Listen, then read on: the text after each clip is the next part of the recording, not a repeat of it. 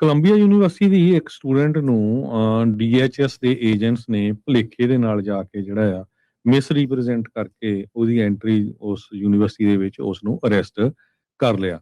ਤੇ ਇਹ ਅਜ਼ਰਬਾਈਜਾਨ ਜੋ ਮੁਲਕ ਆ ਉੱਥੇ ਦੀ ਰਹਿਣ ਵਾਲੀ ਹੈਗੀ ਆ।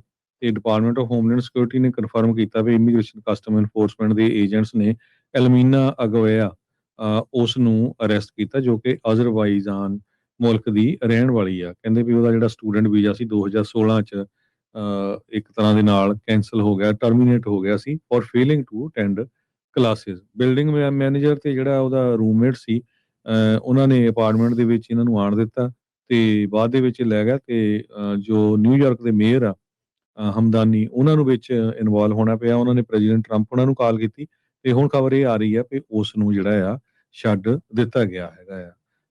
ਸੋ ਉਹਨਾਂ ਨੇ ਕਿਹਾ ਵੀ ਨਰੂਲ ਅਮੀਨ ਸ਼ਾਹ ਆਲਮ ਇੱਕ ਬਲਾਈਂਡ ਰਿਫਿਊਜੀ ਜਿਸ ਦੀ ਮੌਤ ਹੋਈ ਸੀ ਬਫਲੋ ਦੇ ਵਿੱਚ ਨਿਊਯਾਰਕ 'ਚ, ਉਸ ਨੂੰ ਵੀ ਆਈਸ ਵਾਲਿਆਂ ਨੇ ਅਰੈਸਟ ਕੀਤਾ ਤੇ 4-5 ਮੀਲ ਦੂਰ ਜਾ ਕੇ ਇੱਕ ਜਿੱਥੇ ਸਨੋ ਪੈਂਦੀ ਸੀਗੀ ਸੜਕ ਤੇ ਛੱਡ ਦਿੱਤਾ। ਤੇ ਨਾ ਤਾਂ ਉਹ ਵਿਚਾਰਾ ਬੋਲ ਸਕਦਾ ਸੀ ਤੇ ਨਾ ਹੀ ਉਹਨੂੰ ਦਿਸਦਾ ਸੀ ਤੇ ਉਸ ਦੀ ਜਿਹੜੀ ਮੌਤ ਹੋ ਗਈ। ਉਹ ਰਿਹੰਗਾ ਦਾ ਰਹਿਣ ਵਾਲਾ ਸੀ ਜਿਸ ਨੇ ਅਮਰੀਕਾ ਦੇ ਵਿੱਚ ਰਿਫਿਊਜੀ ਸਟੇਟਸ ਲਿਆ ਹੋਇਆ ਸੀ। ਸੋ ਸ਼ਰਨ ਲਈ ਹੋਈ ਸੀ ਉਸਨੇ, ਤੇ ਪਹਿਲਾਂ ਉਸ ਨੂੰ ਡਿਟੇਨ ਕੀਤਾ ਸੀ ਆਈਸ ਵਾਲਿਆਂ ਨੇ।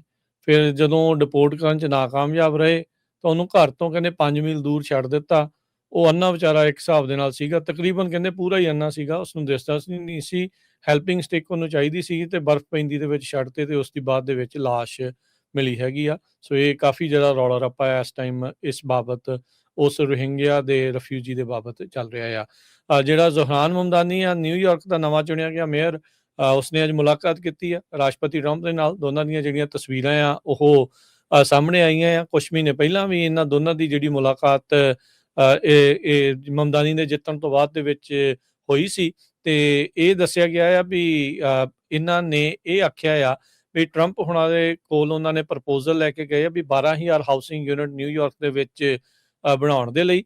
ਤੇ ਮਮਦਾਨੀ ਨੇ ਦੇ ਪ੍ਰੈਸ ਸਕੱਤਰ ਜਿਹੜੇ ਉਹਨਾਂ ਨੇ ਕਿਹਾ ਵੀ ਜਿਹੜੇ ਪ੍ਰੈਜ਼ੀਡੈਂਟ ਆ ਉਹ ਬੜੇ ਐਂਥੂਜ਼ੀਆਸਟਿਕ ਸੀਗੇ ਇਸ ਆਈਡੀਆ ਦੇ ਬਾਰੇ।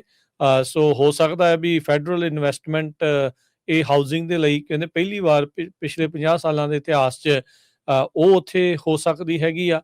ਇਹ ਸਾਰੀਆਂ ਚੀਜ਼ਾਂ ਜਿਹੜੀਆਂ ਸਾਹਮਣੇ ਆ।